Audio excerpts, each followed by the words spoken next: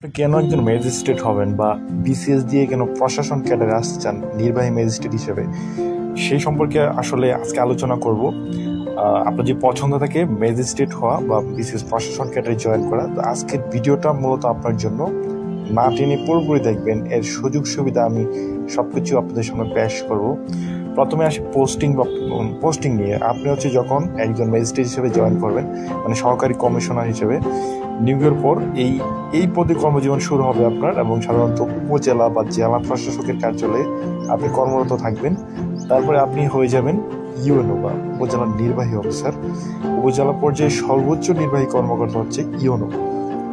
Assistant commissioner হিসেবে কিছু অভিজ্ঞতা অর্জনের পরে আপনার পদোন্নতি হবে। এরপরে আপনি হয়ে যাবেন এডিসি, মানে অতিরিক্ত জেলা প্রশাসক। তো জেলাভিত্তিক প্রশাসনের বিভিন্ন শাখায় আপনার দায়িত্ব থাকবে। তারপর আপনি হয়ে যাবেন ডিসি বা জেলা প্রশাসক। একটি জেলার প্রশাসনিক প্রধান ও সরকারের প্রতিনিধিত্ব করবেন। আর এরপর হবেন অতিরিক্ত বিভাগীয় কমিশনার, বিভাগীয় পর্যায়ে সহকারী প্রধান যাকে বলা হয়।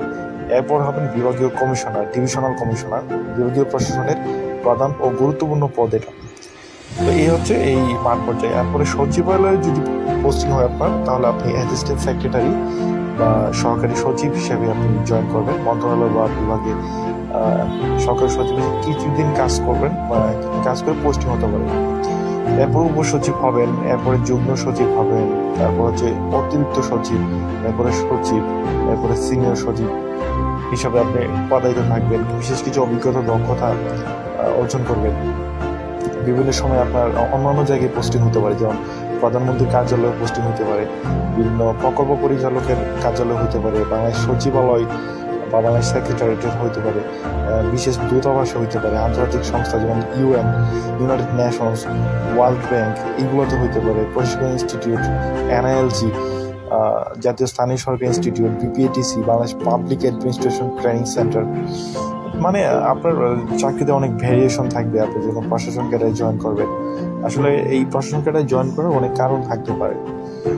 পদোন্নতি তো থাকবেই, সিনিয়রিটি পারফরমেন্সের ভিত্তিতে থাকবে, এছাড়া এসিআর এর ভিত্তিতে থাকবে, প্রশাসনিক চাহিদা থাকতে পারে, পিএসসি এর নিয়ম নীতি অনুযায়ী আপনার পদোন্নতি হবে।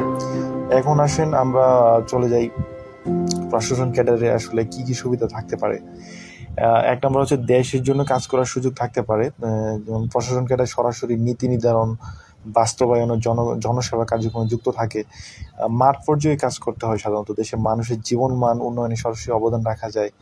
এখানে নেতৃত্বের ভূমিকা আছে, আপনি নেতৃত্ব দিতে পারবেন প্রশাসন ক্যাডার হিসেবে।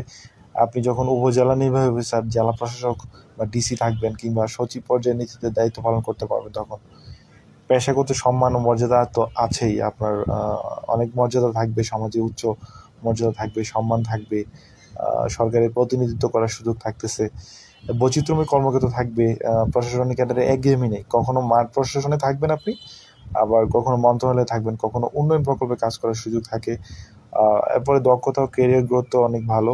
প্রশাসন ক্যাডারে নিয়মিত প্রশিক্ষণ থাকছে, বিদেশে স্টাডি ট্যুর, ডিগ্রি অর্জনের সুযোগ থাকে, দক্ষতা অভিজ্ঞতার ভিত্তিতে উচ্চ পর্যায়ে আপনি যেতে পারছেন, ভালো বেতনের সুযোগ সুবিধা, সরকারি সুযোগ সুবিধা, গাড়ি, বাসস্থান, চিকিৎসা ভাতা, এগুলো তো তুলনামূলক অন্যান্য ক্যাডার থেকে এখানে বেশি থাকছে।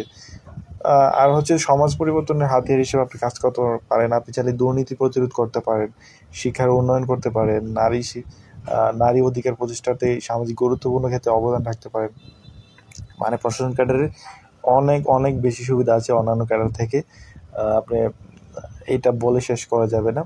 তো আপনার পছন্দ যদি প্রশাসন ক্যাডার বা একজন নির্বাহী ম্যাজিস্ট্রেট হিসেবে জয়েন করা থাকে, তাহলে স্টাডি করুন, অনেক পড়াশোনা করুন, পড়াশোনার কোনো বিকল্প নেই। আজকে ভিডিওটা ভালো লাগলে চ্যানেলটা সাবস্ক্রাইব করবেন। স্বপ্ন যোগেন বিসিএস ভালো